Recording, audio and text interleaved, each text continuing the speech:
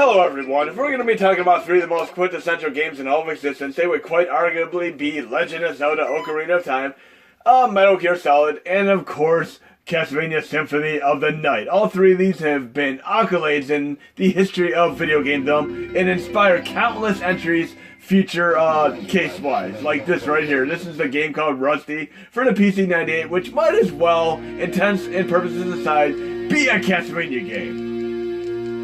We have a nice intro there, just like in Amiga Shadow of the Beast. And as far as I'm concerned, this game is essentially a Castlevania game with the license revoked. I mean, I really wholeheartedly believe this was developed and designed to be a Castlevania game, right down to everything you see from this first stage on. But I'm going to be getting into another thing today, right after I do the showcase of Rusty. We're going to be doing a gist of the multi-disc Woes swapping for games such as Metal Gear Solid for PlayStation 1. Okay, and we have this incredible intro, which is like Akuma Joe Dracula for Sharp X68000. I mean, it feels like it is right at home here now. But the gameplay, presentation, style, substance, music, graphics, and even the, should we say, the dominatrix interlude here with a whip and such are all working out here. This might as well be a Castlevania game, though, without a doubt. But right after we do this first stage, we'll move on to Metal Gear Solid, which has been a game that has caused considerable frustration with people who have been trying to swap to Disc 2 over the last few years on the Nintendo Classics. What I show you is also going to work on the PlayStation Classic, because I will continue to do updates for the PlayStation Classic as well as both Nintendo Classics. But great game, and it really usurps some of the other considerable efforts also on PC-98. I mean, it's a great PC all around, but this game really, it stands out as the most well-known game, just like Castlevania on the TurboGrafx CD. I mean, you don't really think of many other games, but that was the game that really got the most attention. Even though we have Lords of Thunder and Gate of Thunder, also incredibly awesome games. I'll take this door here. And this enemy here looks like it's right out of James and the Giant Peach or Coraline. And a while back, I did, I think when I showcased this before, I said the same thing. And I really thought that Danny Elfman was behind Coraline, but he really was not. Thanks, Dane Games, for pointing that out to me. But it was a clever marketing scheme where many people were kind of led, kind of Michael Moore fashion, to believe that Danny Elfman was behind it, even though he was not. But I still love Danny Elfman. I still love the director of James and the Giant Peach, as well as Coraline. And Coraline is also a great book, too. Okay, we should get to the first boss there. And look, we have elements of other Castlevania games, such as Castlevania 4, where we can go across the chasm, if we like to, but I'm not too concerned with that right now. And there are even elements like in Castlevania 3, as you will see at the tail end of the stage. And I'm also, speaking of retro-inspired games, the Ninja Gaiden-inspired game called The Messenger finally made it onto the PlayStation 4, so I'm going to be picking that up today and probably showcasing that in yet another video.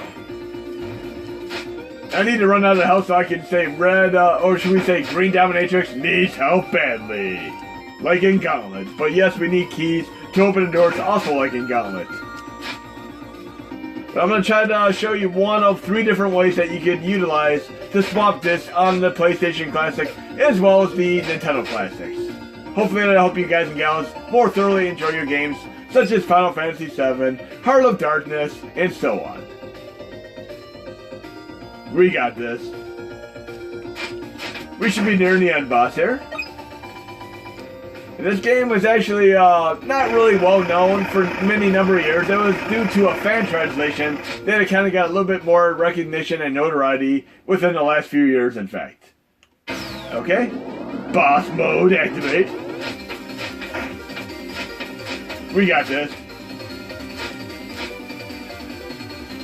I have a feeling I'm going to die here. Yeah, but I should be able to continue right there and take this boss out.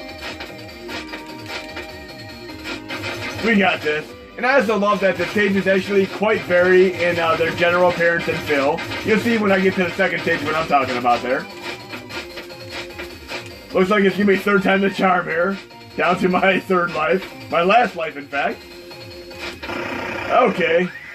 Now we're going to check out the second stage next, but watch what happens here. Bam, the orb just like in Castlevania. But then there's another thing from Castlevania 3, the enemies being possessed.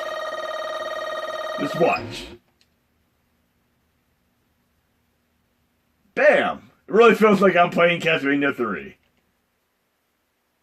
But we're going to move on to the second stage now, and then we're going to move on to multi-disc swapping for Metal Gear Solid. I'm also a big fan of VR missions. That was an incredible game which I played countless hours of. And that was just an epilogue. The second stage, in fact, is more or less like a different game made by Capcom. And when I'm talking about Ghosts and Goblins, it really does feel like it is essentially a Ghosts and Goblins inspired affair for the second stage. I'm not going to tell you much about the other stages in the game. I'm going to let you experience them for yourself. But the music changes in style, and it really feels like a Capcom game now. This is awesome. So yes, Rusty for the PC-98. I'm running it with the MP2 Kai core in my set. And you do need BIOS, which are all detailed in extras BIOS in the PDF file that me, Anti-Fly, and Just Me 488 put together. So hopefully you get to enjoy this incredible game here. And look, the zombies aren't quite running as fast as in games like Ghosts and Goblins. But we'll move on to Metal Gear Solid next here. And how many of you know the very first movie to ever have running zombies? See if you can remember. I'm not going to tell you. I'm going to let you say in the comments what you think it is. But for right now, Metal Gear Solid. If you get to the end of disc 1, typically you'll be prompted to switch over to disc 2. Instead of doing that, make a suspend state like I did right here. And then you're going to load up the suspend state. And then you're going to basically swap over to disc 2 like this. I'm going to go into Retro Settings, Quick Menu, Disc Control, and right here where it says Disc Index, I can switch between the discs, but I can't do that yet until I eject the disc with Disc Cycle Tray Status. And I'm going to eject it with the A button. Then I'm going to change it to disc 2. And then I'm going to reinsert it. You don't need to do this for all games. Only some games are going to need ejected. Most games you're going to be able to simply switch the disc index right here and then. Then I'm going to go back to Quick Menu Resume. Push Start. And that suspend state is actually the result of a great friend of mine, Joe, who helped test this. I mean, he actually is an absolute expert at the game and was able to get to the end of the game for me in very short working order, just like he did with Night Trap. And this really helped me in pretty much getting these disc swapping tutorials together a lot more promptly. But I'm going to get to an enemy right here. Bam. I don't want to fight him yet, so I'm going to exit the game and make another suspend state. And I am going to switch over to the PC to show you how to do this as well. But again, this is one of 3 different methods that I utilize. And this is the M3u method right now. I'm making another suspend state. And if I want to come back and fight that enemy again, bam, I just load the suspend state and I'm right there.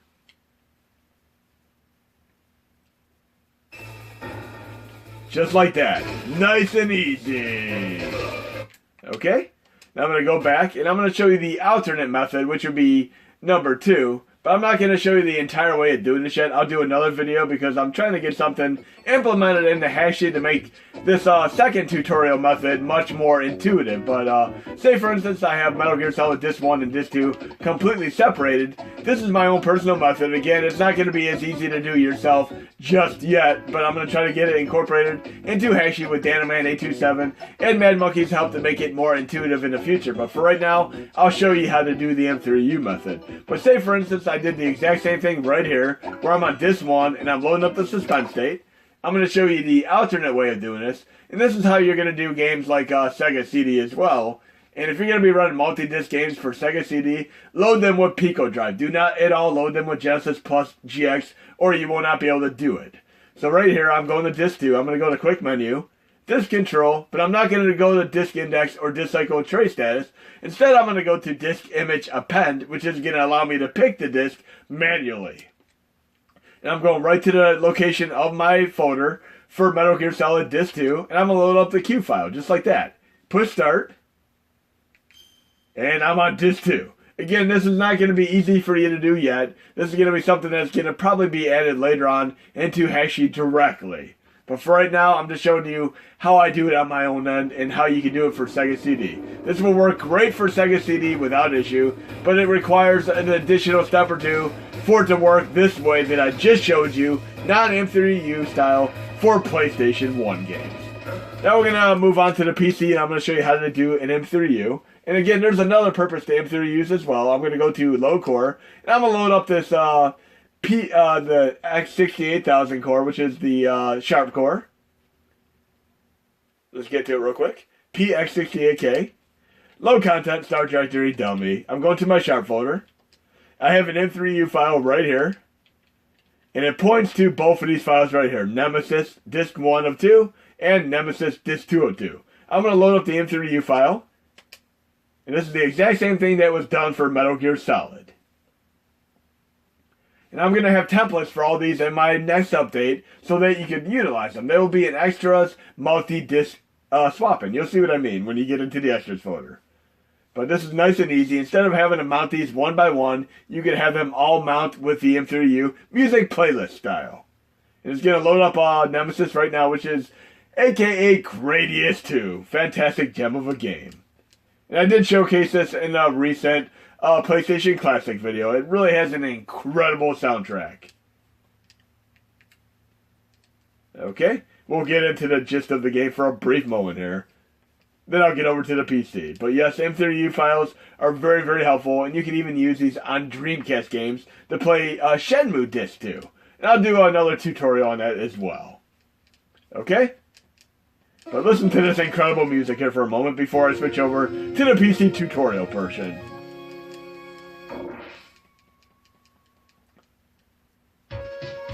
That music is just awesome.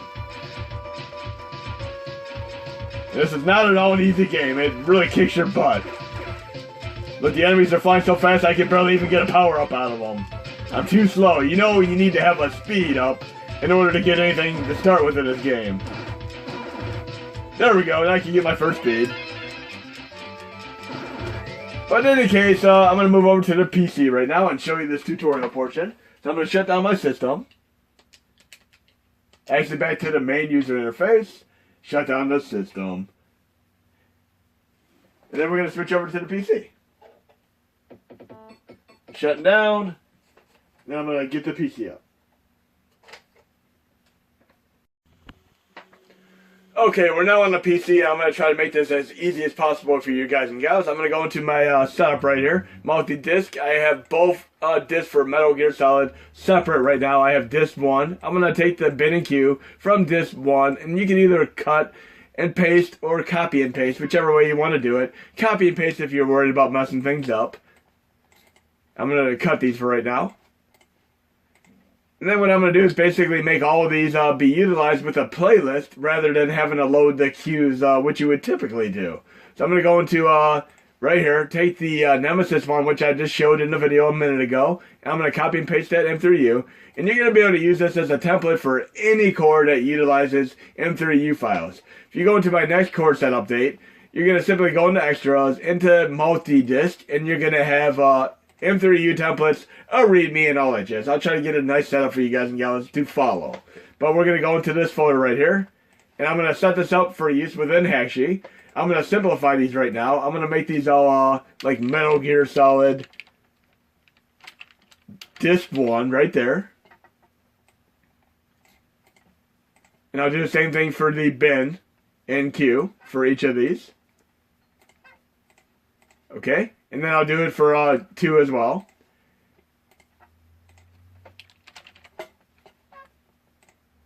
So I'm going to have the queue and bin for each of these the same. You can do this for Sega CD, any other system that uses these.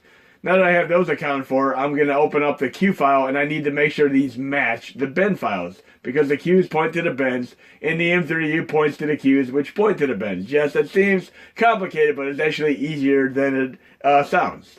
More like a dog has a bark worse than its bite, so to speak. So I'm going to go into the queue here, and you can use any notepad program. They'll all do the same thing here.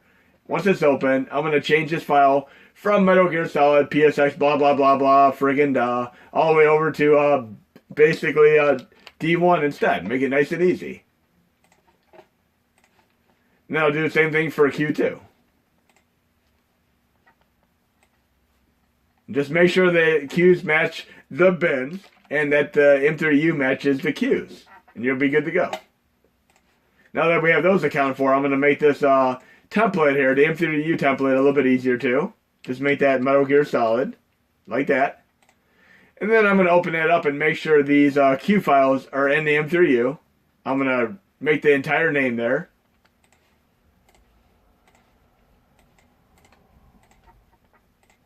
I'm going to use Notepad again. And I'm going to change out the Nemesis ones with the Q1 and 2 for Metal Gear Solid. Save it. Now I have an M3u which points to the Q files, which point to the bin files. And that's all I need. Now I'm going to go into Hexy here. And I'm going to go to File, Add More Games. Auto Detect or As Is. I mean, it really doesn't matter for this case. I'm going to add the M3u. I'm going to pay close attention there. I usually, you can do it manually if you want to, but I also just close it and do it myself. Right here it says 7-zip. That is not a good sign. You don't want to have this 7-zip. So you need to go into settings and have compressed games with add-in disabled. Remember, anything that is CD-based, Dreamcast, all that kind of stuff, PlayStation 1, Sega CD, TurboGrafx CD should never have this option on. So I'm disabling it, and I'm going to re-add the same file.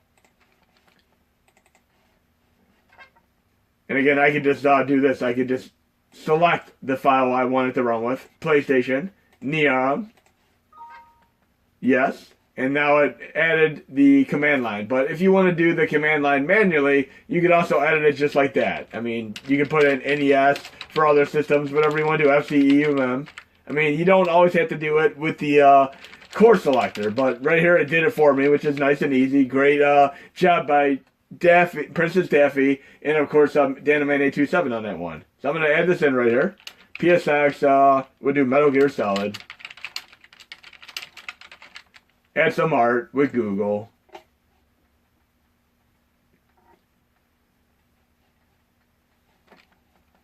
There we go. Now I don't have it compressed. I'm good. And I do have that. But I am missing one more thing. I'm going to navigate to the folder. I need to actually have the data files that the M3u points to. So I'm going to copy these right here into this folder.